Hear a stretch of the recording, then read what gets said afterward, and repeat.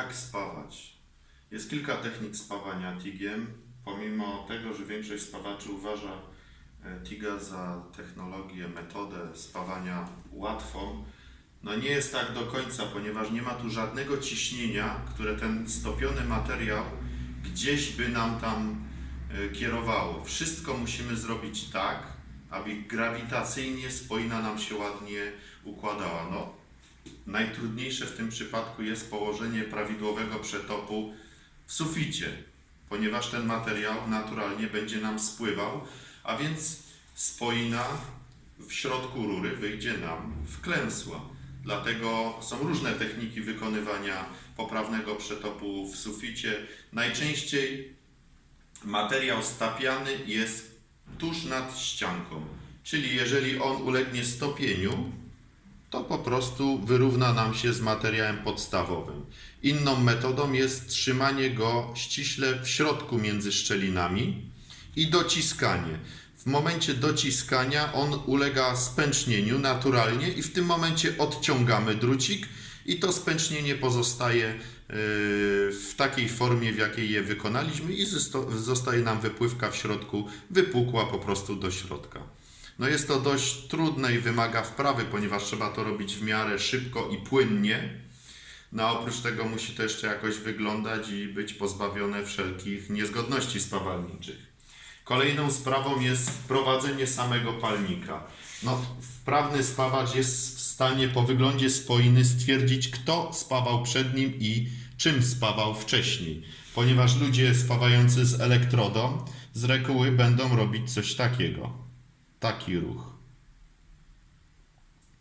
Część ludzi to w ogóle trzyma od palnika acetylenowo-tlenowego w ten sposób i po prostu dokłada sobie drut, a ci najbardziej wprawioni to po prostu opierają i na zasadzie tak zwanej ósemki w ten sposób poruszają się do przodu. To są takie bardzo ładne spoiny, które nieraz widzimy w filmikach na YouTubie z taką równomierną, piękną łuską. No, każda z tych metod ma swoje plusy i minusy. Ja osobiście dobieram metodę zależnie od tego, co mam wykonać i jak to mam wykonać. Jeżeli wygodniej jest mi po prostu podawać drut i nie ruszać palnikiem i spoina wychodzi ładna i poprawna, to tak wykonuję. Jeżeli jest mi wygodnie i musi być bardzo ładna spoina, no to wykonuję ją na ósemkę. Bardzo częstą wadą przy TIG-u są podtopienia. Podtopienia bardzo często występują, szczególnie na rurach w pozycji przejściowej pomiędzy sufitem a ścianą. W tej pozycji tutaj mniej wprawni spawacze bardzo mocno nagrzewają boczne ścianki, ten materiał im ścieka, a oni nie są w stanie dodać odpowiednio szybko nowej porcji materiału stopionego, żeby wypełnić te wszystkie ubytki. Co jeszcze? Podawanie drutu. Największa mordęga dla nowego spawacza. Nie potrafią zrozumieć, w jaki sposób płynnie ten drut podawać cały czas. Jedni podają go do pewnego momentu, a jak już zaczyna ich parzyć, chytają drut, uciekają z łukiem na drugą stronę, przesuwają rękę dalej i znowu jadą. Wtedy na spoinie widać krótkie odcinki ładnej spoiny, a między nimi zaburzenia. Jeżeli w ten sposób spawacz wykonuje spoinę. Bardzo niebezpieczne przy wykonywaniu przetopów, bo w tym miejscu, szczególnie w suficie, lubi się wszystko zapaść, ponieważ przez krótką chwilę nagrzewamy wszystko w jednym miejscu i po prostu materiał grawitacyjnie zapada się w dół.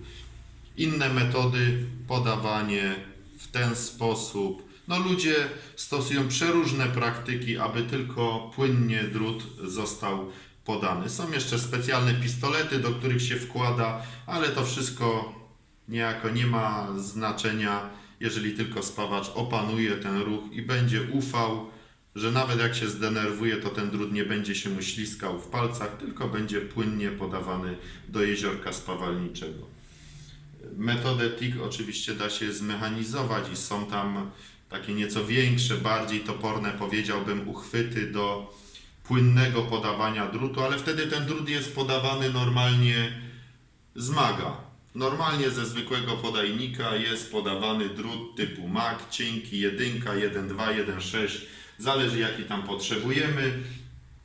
I wtedy spawacz już nie ma możliwości regulacji prędkości podawania drutu. No musi się tego nauczyć, bo w tym momencie nie jest w stanie po prostu skorygować swoich błędów. Spawa niejako w magu. Kolejna sprawa, mechanizacja tej czynności. No jeżeli element zacznie się obracać w jakiś sposób albo przesuwać, a uchwyt będzie z tym mechanicznym podawaniem drutu w trybie drutu zimnego bądź ciepłego, zimnego, czyli nie jest podgrzany, ciepłego, czyli wchodzi tam z jakąś temperaturą. Oczywiście te sposoby mają na celu obniżenie ilości wprowadzanego ciepła do spoiny, co jest bardzo istotne, szczególnie przy stalach nierdzewnych i z podwyższoną zawartością węgla.